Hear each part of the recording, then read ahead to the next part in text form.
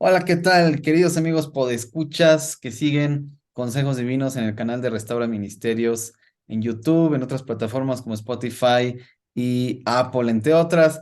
Bueno, estoy muy contento y también muy honrado de recibir acá en Consejos Divinos a Alberto Peláez, un viejo amigo, un viejo conocido. La cuestión editorial nos unió, aunque se oiga Así muy es. poético, y eso es muy bonito. Así que, y además estoy muy contento porque sacó su libro Introducción a la Arqueología Bíblica. Bienvenido, mi estimado Alberto. Muchas gracias, Efraín. Un gusto. Y sí, ha habido muchas actividades que hemos podido hacer juntos y esta es una más. Exacto, qué padre tenerte acá. La verdad es que sí me tardé, pero bueno, pues vamos a hablar sobre arqueología bíblica, pero antes de que se espanten y quienes digan, no, pues, ¿qué es eso? No, ¿con qué se come? Pues queremos acercar este tema que nos parece de verdad muy importante para todos los cristianos, no para los aficionados a la arqueología, los interesados nada más, sino para todos los cristianos. Entonces, para eso está precisamente aquí Alberto Peláez, para que nos cuente, pues, por qué es importante este tema.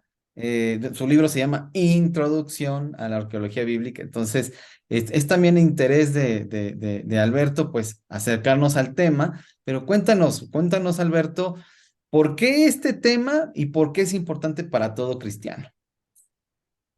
Claro, sí, la actividad humana ha dejado vestigios en muchos lugares y entonces lo que se conoce como la ciencia de la arqueología es una disciplina que se dedica a investigar y recopilar estos vestigios que han quedado en muchos lugares.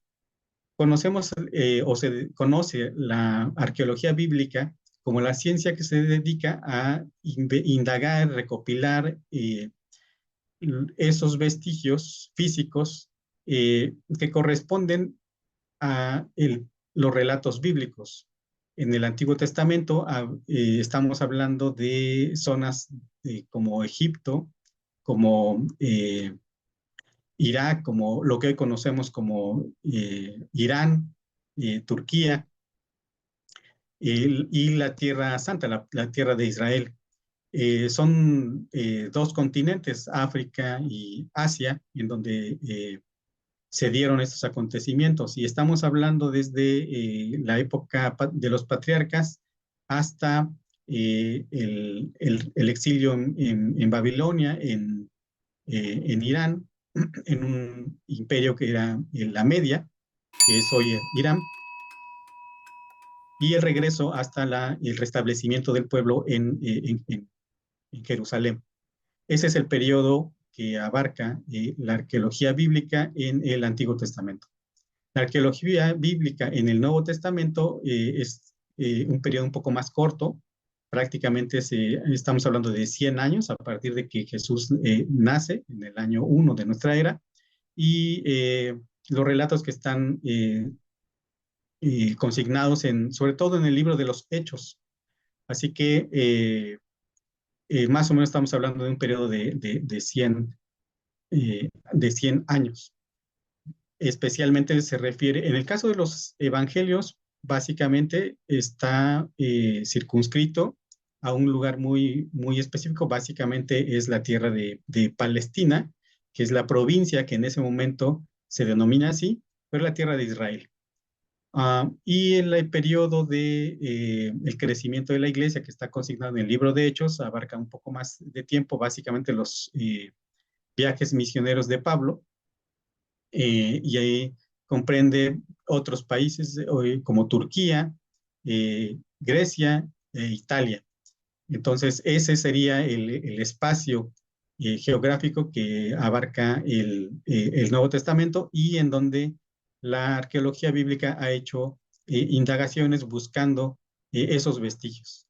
Lo importante para el creyente actual es que este plan de salvación, esta historia de salvación que narra cómo es que Dios dispuso las cosas, tiene una correlación también con los acontecimientos históricos.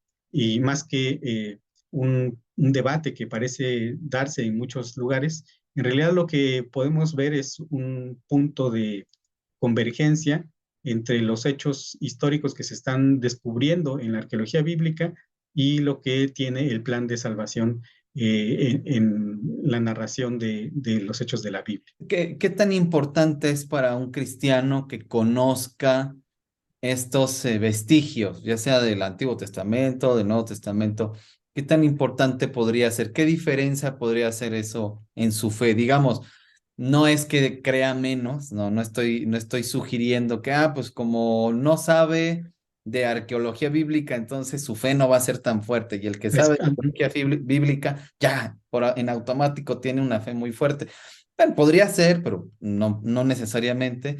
Pero ¿en qué medida piensas tú, quizá con algún ejemplo, que la arqueología bíblica pueda ayudar al cristiano a entender mejor su fe, en cuanto a que leemos algo, pero al no tener nosotros ni el contexto histórico en cuanto a cómo eran las cosas, pero tampoco información arqueológica, son piezas de rompecabezas importantes que no, que al faltarnos estas piezas, pues tratamos de completarlo nosotros con nuestras propias referencias en otra época, en otra cultura, y entonces ahí podríamos eh, incluso desvirtuar, ¿no? ya, Desvirtuar el propio contenido de lo que se está diciendo ahí. A ver, un ejemplo, ponle a los podescuchas un ejemplo de un texto del Antiguo, del Nuevo Testamento, lo que tú quieras, te parezca más ilustrativo, un ejemplo de cómo con la información histórica, pero con la información arqueológica también, cómo eso nos ayuda a entender lo que estamos leyendo. Que usualmente, pues a lo mejor malinterpretamos o simplemente no entendemos y nos seguimos en nuestra lectura y nos lo saltamos, ¿no? Ahí claro. entiendo y sigues. A mí me gusta un tema muy especial. Por ejemplo, de hecho, se trata en el libro de Introducción a la Arqueología. ¿Qué disposición había cuando se dio la cena del Señor o la última cena?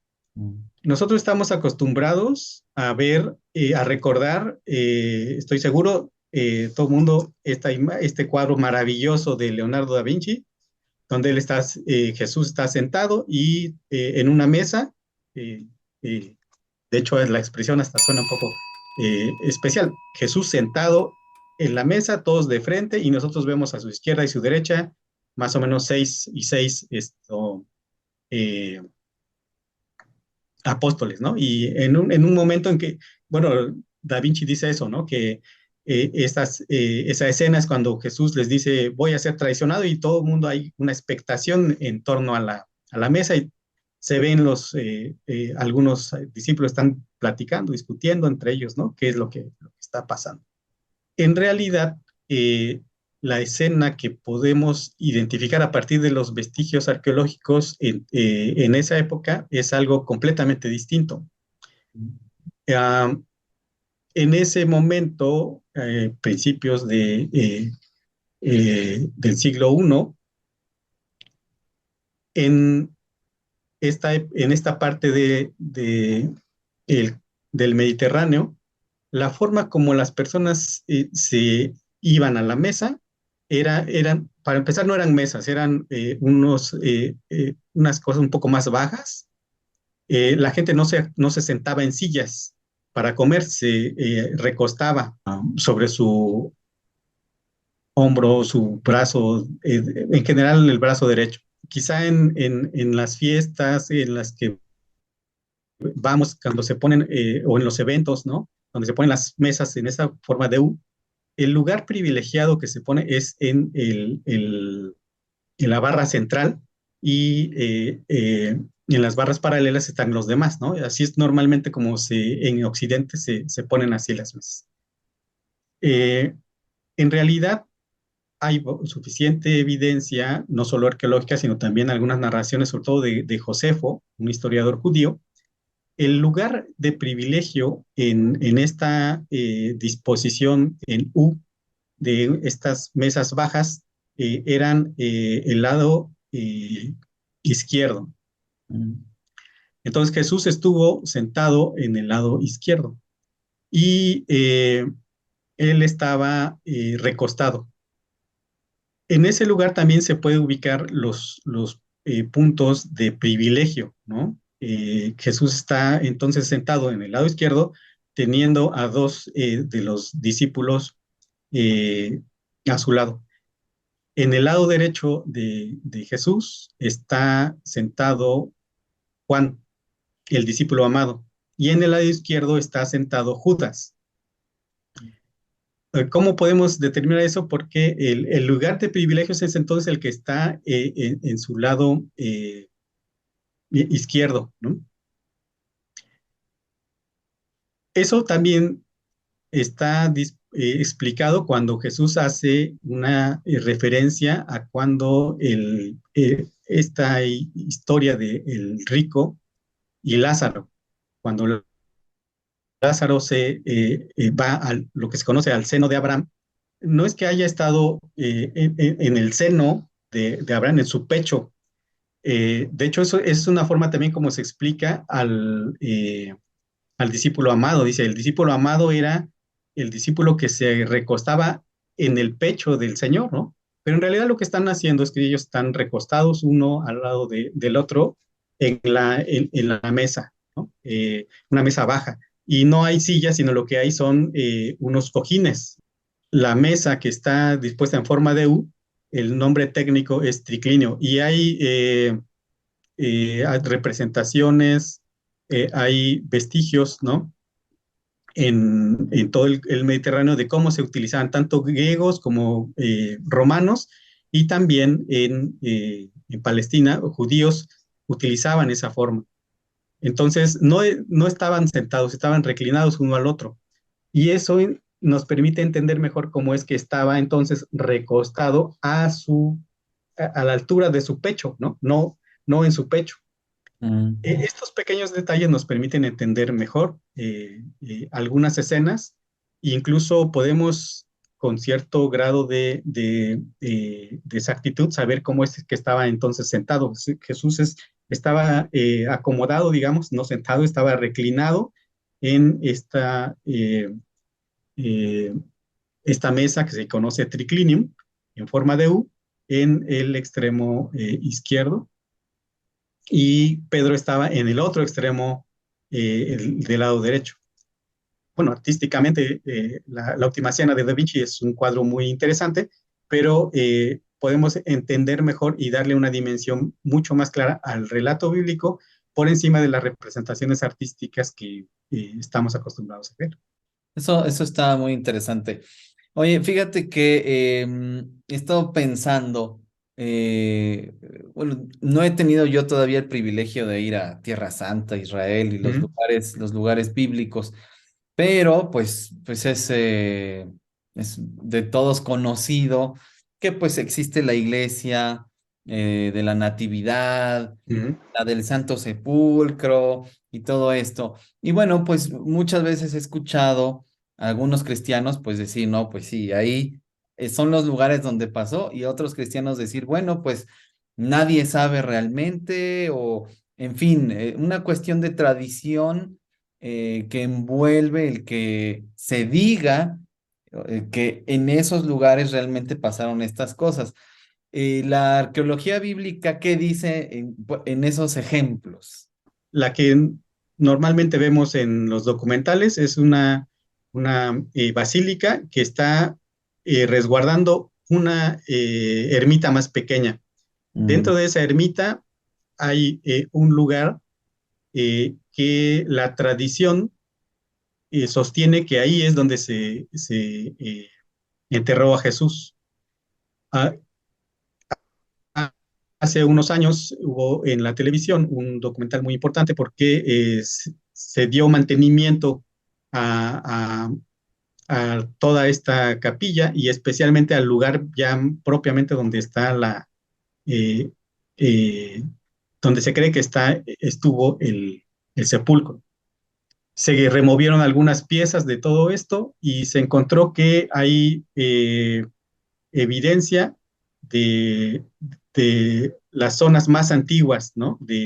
de la ciudad de Jerusalén, pero no se sabe con exactitud, arqueológicamente no se puede determinar que ese sea el sepulcro donde se dejó el cuerpo de Jesús. Lo que arqueológicamente se puede afirmar es que es un lugar donde la tradición dice que se puso el cuerpo. Ah, hay una tradición también, bueno, el lugar de la Iglesia del Santo Sepulcro atiende una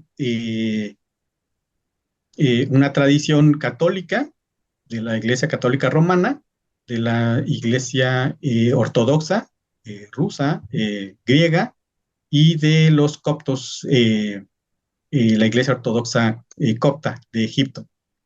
Los, las iglesias evangélicas, cristianas, protestantes, sostienen que el sepulcro está en una zona un poco alejada de ahí, en un huerto. Lo cierto es que no hay suficiente evidencia arqueológica para determinar si uno u otro lugar sean donde estuvo Jesús.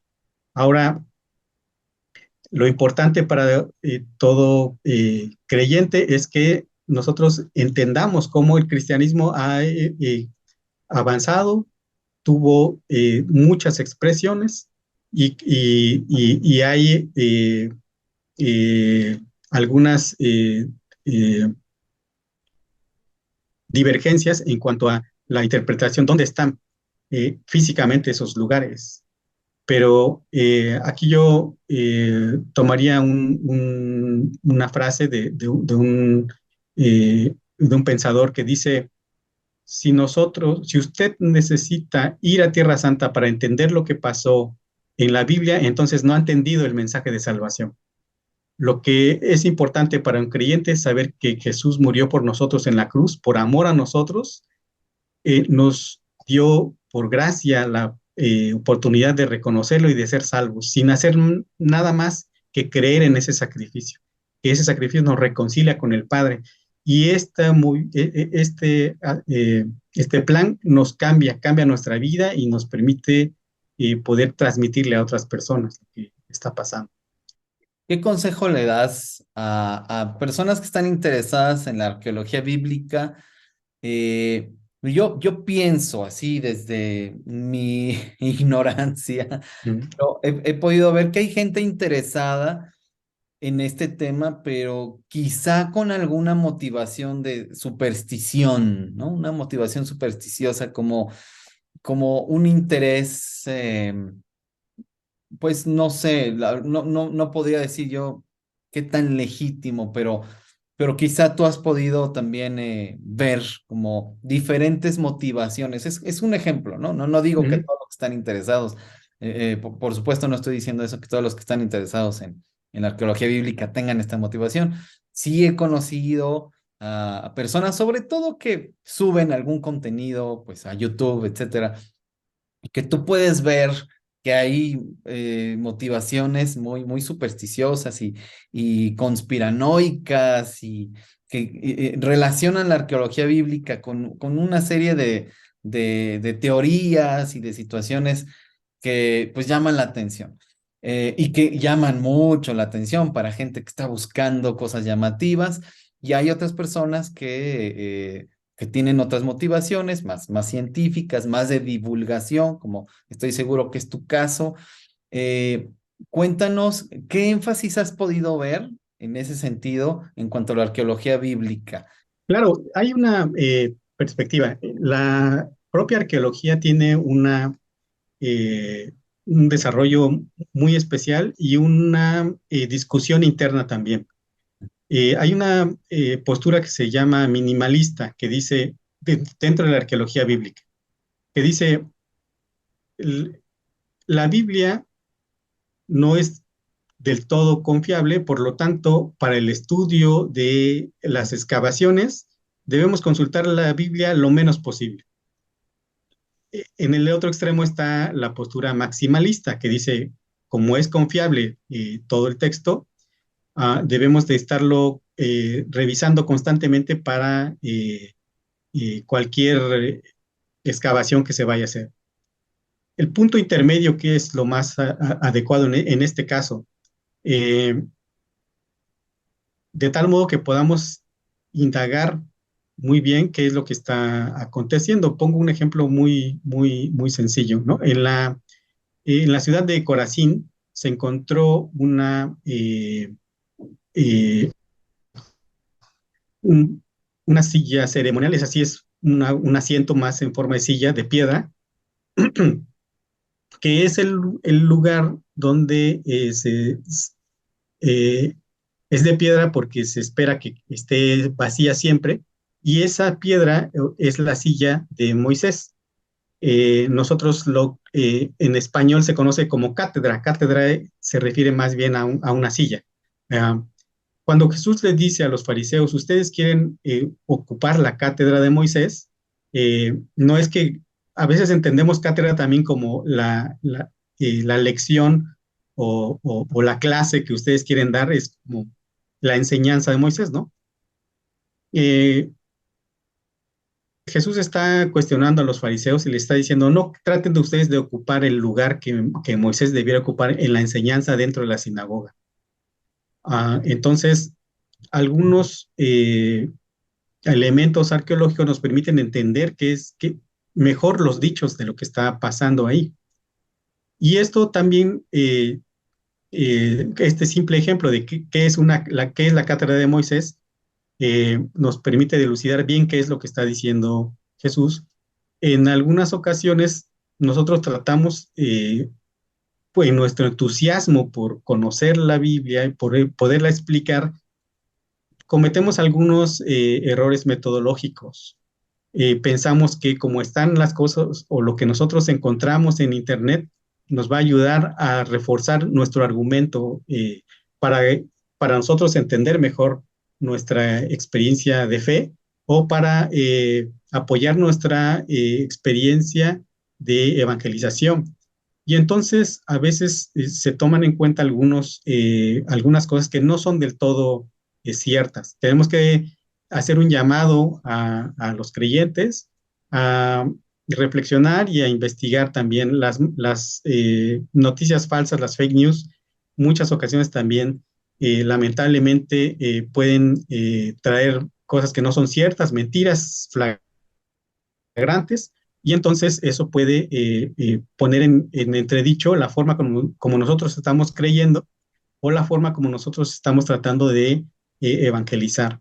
Entonces ahí sí es importante tener cuidado en todo esto. Uh, Alguien en algún momento decía que no solamente hay que tener mucho cuidado en los argumentos y en las noticias que nosotros encontramos en Internet, porque entonces también debemos tener precaución en lo que nosotros hemos creído, de tal forma que se piensa que, por ejemplo, que hay fósiles de gigantes, y solo porque en la Biblia, en el libro, el pasaje en Génesis se habla de gigantes, yo voy a creer todos los elementos que están ahí. Y muchas veces, con toda seguridad, puedo decir que estas noticias que hay no son ciertas, ¿no? No hay fósiles. Entonces, quien está cayendo en este engaño, no solamente está haciendo mala ciencia de arqueología, mala ciencia de biología, sino también mala teología. Ese es el cuidado que debemos tener. Y por eso fue la razón por la que decidí preparar algo que sea eso, una introducción que nos ayude a entender cómo está esta disciplina, cómo entenderla y sobre todo cómo nos puede ayudar a expresar mejor nuestra creencia cuando estemos evangelizando. Oye, buenísimo ese ejemplo que pusiste en YouTube hay muchísimos materiales, ¿no? Entre comillas, que están hablando de hallazgos de estos esqueletos de personas gigantes Ujú. en esta zona geográfica que tú ya describías en el principio del video. He visto videos, he encontrado más bien videos que hablan de una supuesta localización de eh, del arca del pacto y alguien por ahí dice que que es muy probable que esté abajo de donde, ahí en el Gólgota, abajo de donde Ah, está las claro. cruces. Por ahí varios mitos muy relacionados con la arqueología bíblica. ¿Cuáles son? Bueno, yo he visto como anunciados o por ahí que salen sugeridos algunos de estos videos.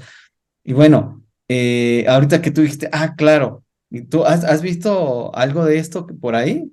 Sí, el que tú mencionas del Arca de la Alianza es un Ron Wyatt, es un supuesto arqueólogo ya fallecido. Y debo señalar aquí que en su propia página, y eso lo pongo en el libro también, ellos reconocen que no hay suficiente evidencia, incluso en los registros que este eh, autor dejó en sus registros.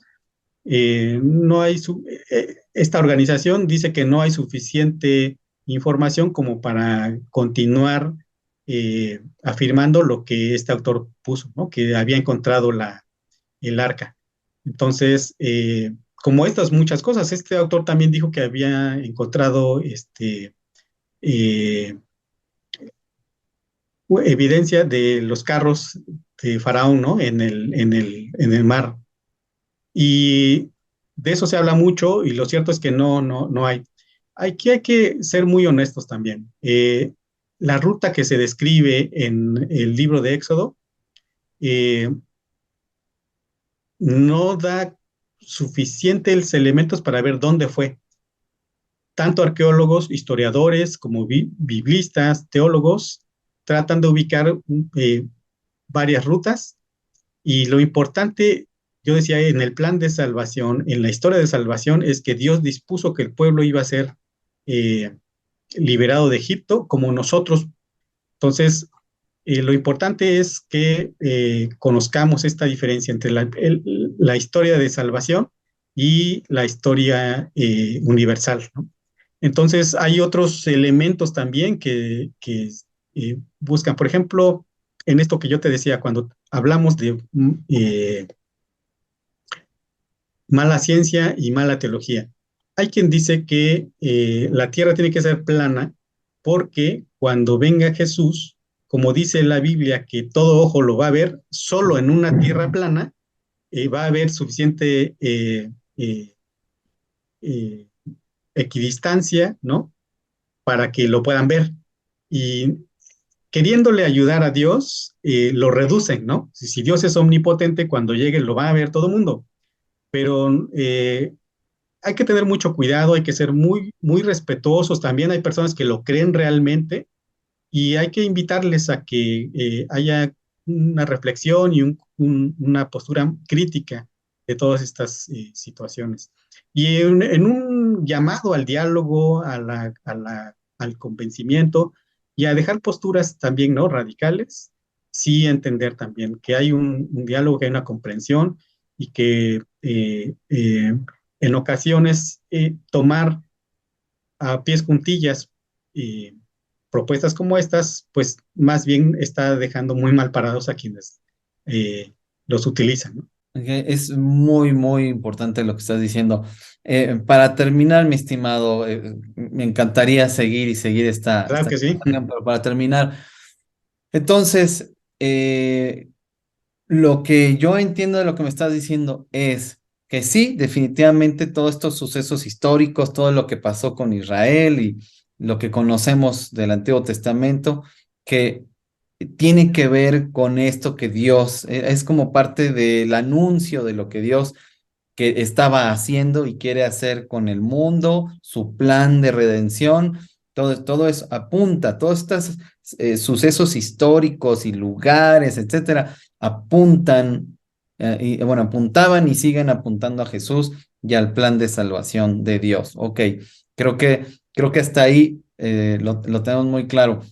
Ahora, eh, yo quisiera como preguntarte, bueno, eh, ¿cómo podríamos orientar a nuestros amigos que nos escuchan en cuanto a eh, cómo identificar una arqueología bíblica, vamos a decirle así, que está más ocupada por la cuestión del morbo, por la cuestión de las teorías, por otro tipo de motivaciones y una arqueología? ¿Cómo distinguir eso de una arqueología bíblica seria que por lo que entiendo, no está ocupada en comprobar lo que la Biblia dice? No es como ese el objetivo, Así es. sino otro. Entonces, a ver, brevemente, ¿cómo podrías decirle a qué les podrías decir a los podescuchas para que no crean a todo lo que escuchan, pero que se enfoquen en lo importante? ¿Qué sería eso? En el caso de la arqueología bíblica seria, los resultados tengan una publicación en las revistas, en los editoriales, en los medios académicos, son los más confiables. Cuando vemos que sale un documental en el History Channel y dicen la tumba perdida de Jesús está aquí, hay que tener duda de lo que están ellos diciendo. Cuando tratan de incidir en, para bien o para mal en el plan de salvación, hay que dudar de eso. Si alguien encontramos que dicen, oigan, es que encontré evidencia que dice que Jesús es el Hijo de Dios y aquí lo tengo en hay que ver qué teología está tratando de sustentar con su afirmación. Cuando encontremos que alguien dice, es que Jesús nunca existió y él estuvo en Cachemira, también cuando haya cosas que estén eh, exacerbando para bien o para mal la figura de Jesús, es donde tenemos que tener cuidado.